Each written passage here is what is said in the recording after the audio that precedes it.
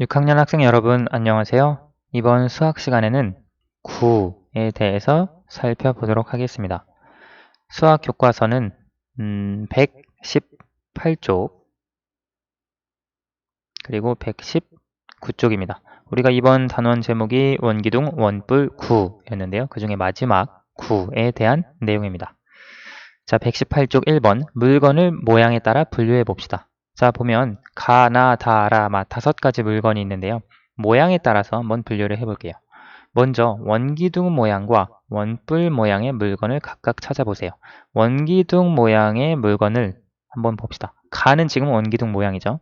그렇죠? 여기 밑면, 아래쪽에도 밑면, 그 다음에 옆면이 있고요. 그 다음에 원기둥은 가 하나뿐입니다. 그리고 다, 이것은 원뿔의 꼭지점, 그리고 밑면 있고요. 여기 이것이 모선이 되겠고 이것이 높이가 되는 원뿔입니다. 따라서 원뿔 모양의 물건은 다가 되겠습니다. 그리고 원기둥 모양과 원뿔 모양이 아닌 물건들은 어떤 모양인가요? 지금 보면 나, 그리고 라, 마 이것이 원기둥 모양도 아니고 원뿔 모양도 아닙니다. 이것은 공 모양으로 생겼죠. 우리가 흔히 얘기하는 축구공, 아무튼 공 모양으로 생겼는데요. 공 모양으로 공통점을 가지고 있습니다. 나와 라와 마는요. 우리 주변에서 비슷한 모양의 물건을 찾아 말해보세요.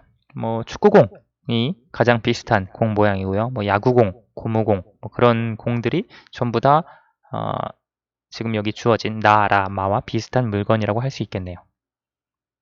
그래서 우리가 이렇게 생긴 공 모양으로 우리가 딱 볼 때 이건 공 모양 아니야? 라고 말할 수 있는 그런 입체 도형을 구라고 약속을 해서 정의를 합니다. 구체적인 구의 개념은 여러분 중학교 올라가면 공부를 할 텐데요. 이번 시간에는 이 구가 이와 같은 공 형태의 모양들의 입체 도형을 구라고 한다라는 정도로만 이해하고 넘어가시면 되겠습니다.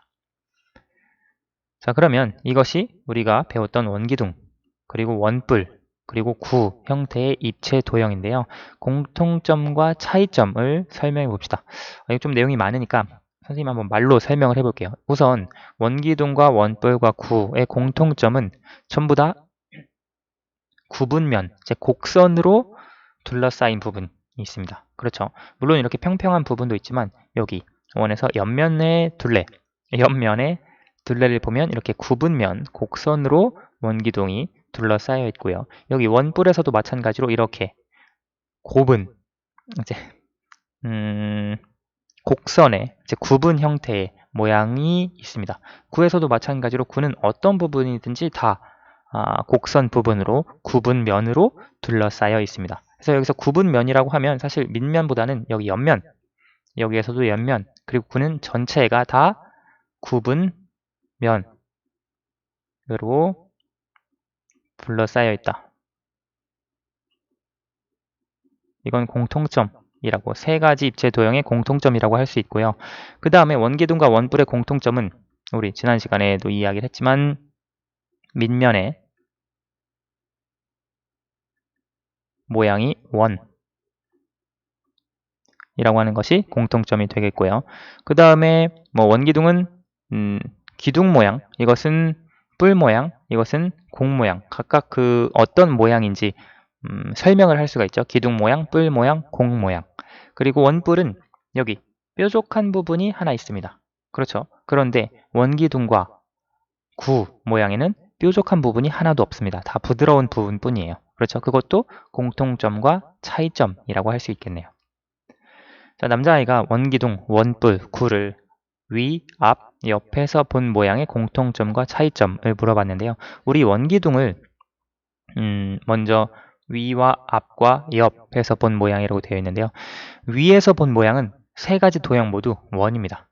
위에서 보았을 때 여기 밑면이 보이겠죠? 여기도 위에서 보았을 때 여기 이쪽에 밑면이 보이겠고요. 여기 위에서 보아도 여기 구에서 가장 두꺼운 부분, 즉 원 모양이 보일 거예요. 따라서 위에서 본 모양은 전부 다 원입니다. 원기둥, 원뿔, 구 세 가지 도형 모두요. 그리고 이제 앞과 옆에서 본 모양은 각각 다 다른데요. 여기 원기둥 같은 경우에는 앞과 옆에서 본 모양은 직사각형입니다. 그렇죠? 뭐 정면에서 보아도 이렇게, 옆에서 보아도 항상 직사각형으로 보일 거고요. 그리고 원뿔 같은 경우에 앞에서 옆에서 볼 때 삼각형 형태로 보입니다. 그렇죠? 뭐 구체적인 삼각형은 이등변 삼각형 형태로 보일 거고요. 여기서 이 사각형은 직사각형 형태로 보일 거고, 그리고 이 구는 뭐 앞에서 보든 옆에서 보든 사실 위, 아래 어디에서 보든 구는 항상 원 모양입니다. 그렇죠? 그래서 어느 방향에서 보아도 모양이 같습니다. 그래서 구만이 가지고 있는 입체 도형으로서 구가 가지고 있는 특징은 어느 방향에서 보아도 그 모양이 원으로 같다라고 하는 것도 뭐 하나의 특징이라고 할 수도 있겠네요. 그래서 우리가 이 세 가지 입체 도형을 간단하게 공통점, 차이점으로 비교를 해줄 수 있고요. 119페이지로 넘어가겠습니다. 구 모형을 만지고 분해하여 구의 구성 요소를 알아봅시다. 이런 이제 공 모양이 있으면 이것을 분해해서 이렇게 쪼개 볼 수도 있는데요. 구 모양을 만지고 돌리면서 찾을 수 있는 특징을 설명해 봅시다. 뭐 찾을 수 있는 특징은 구는 전부 다 이 입체 도형의 모든 부분이 곡선, 즉 구분면,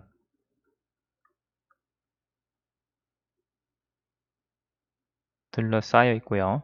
그리고 어느 부분으로 굴려도 잘 굴러갑니다. 그렇죠? 우리가 원기둥의 경우에는 이렇게 원기둥이 있을 때 이쪽 옆면으로 굴리면 잘 굴러가지만 이쪽 밑면을 이용했을 때는 잘 굴러가지 않습니다. 원뿔도 마찬가지죠. 원뿔이 이렇게 있을 때 옆면으로 굴리면 뭐 이렇게 잘 굴러갈 텐데 밑면으로 굴렸을 때는 굴러가지 않습니다. 하지만 구는 모든 부분이 구분면으로 둘러싸여 있기 때문에 어느 부분으로 굴려도 잘 굴러가는 그런 특징이 있습니다. 그리고 아까 살펴봤듯이 어느 쪽에서 바라보아도 원 모양으로 그 똑같은 크기의 원 모양이 보입니다. 그것은 이제 구만이 가지고 있는 입체 도형의 특징이고요. 자, 그러면 구 모형을 분해하여 구의 구성 요소를 찾아보세요 되어 있는데요. 우리가 이 구 모형을 분해했을 때 여기 가운데 어떤 중심을 이루는 부분이 있을 거예요. 그렇죠. 그리고 여기에 보면 이런 선, 제 구의 겉표면에서 여기 가운데 중심까지 가는 그런 선들도 있을 거고요. 그래서 여기 구의 어디, 뭐 밖에 외부에 있는 어떤 점에서든 여기까지 구의 가운데 있는 중심에 있는 그 점까지 이르는 거리는 다 같을 거예요. 입체 도형에서요. 뭐 이 거리가 더 짧은데 눈으로 보일 땐 그럴 수 있습니다. 그런데 입체적인 3차원에서 보면 뭐 여기 겉에 있는 그런 것들이 거리가 똑같게 유지가 될 거예요. 자, 그러면 구체적인 내용을 한번 구성 요소를 아래 내용을 통해 살펴봅시다.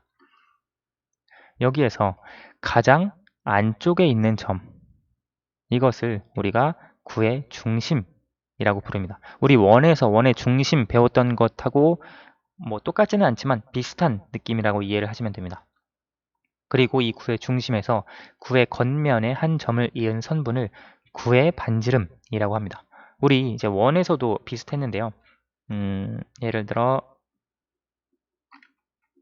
원이 이렇게 있을 때 원의 중심이 이렇게 있었죠. 그리고 원의 중심에서 원의 위에 있는 한 점을 이은 선분, 그것을 원의 반지름이라고 했습니다. 마찬가지로 구에서도 구의 중심에서 구의 겉면에 한 점을 이은 선분을 구의 반지름이라고 정의를 합니다.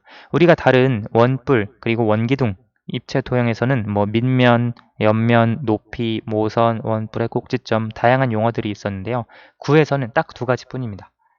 구의 중심, 구에서 가장 가운데 있는 점이요. 그리고 구의 반지름 뿐입니다. 반지름은 여기 적힌 대로 중심에서 구의 겉면의 한 점을 이은 선분, 그것이 구의 반지름입니다.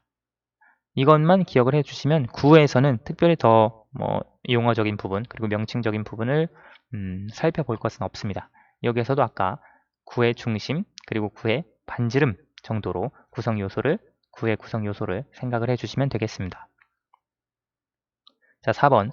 지름을 기준으로 반원 모양의 종이를 돌리면 어떤 입체 도형이 되는지 알아봅시다. 지금 반원이 있는데요. 여기 반원에 지름을 기준으로 해서 이렇게 도형을 돌렸을 때 이런 입체 도형, 아마 구 모양의 입체 도형이 나온다고 하는 것을 짐작을 해줄 수 있습니다. 이렇게 그려지고요. 여기 나머지 부분도 이렇게.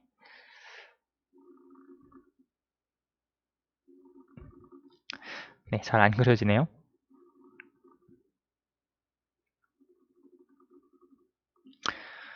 네, 그래서 이렇게 반원 모양의 종이를 돌렸을 때 어떤 입체 도형? 9의 입체 도형이 되고요. 그림을 완성을 해볼 수 있습니다. 9의 반지름, 우리가 돌리기 전에 반원이 있었는데요. 이 반원의 반지름은 2cm였습니다. 지름이 4cm였으니까요. 그래서 이 반원의 반지름이 2cm였고 이때 9의 중심이 여기가 되겠죠. 그리고 9 밖에 있는, 겉에 있는 점에서 여기까지의 거리, 이것 마찬가지로 9의 반지름이 될 거예요. 그런데 이 길이는 사실 회전하기 전에 있었던 원의 반지름과 똑같습니다. 따라서 9의 반지름은 2cm가 되겠네요. 중심은 여기, 반지름은 여기, 중심과 반지름을 표시를 해볼 수 있겠고요. 네, 그래서 오늘 시간에는 9라고 하는 입체 도형에 대해서 같이 한번 살펴봤습니다. 오늘 수학은 여기까지 하도록 하겠습니다. 감사합니다.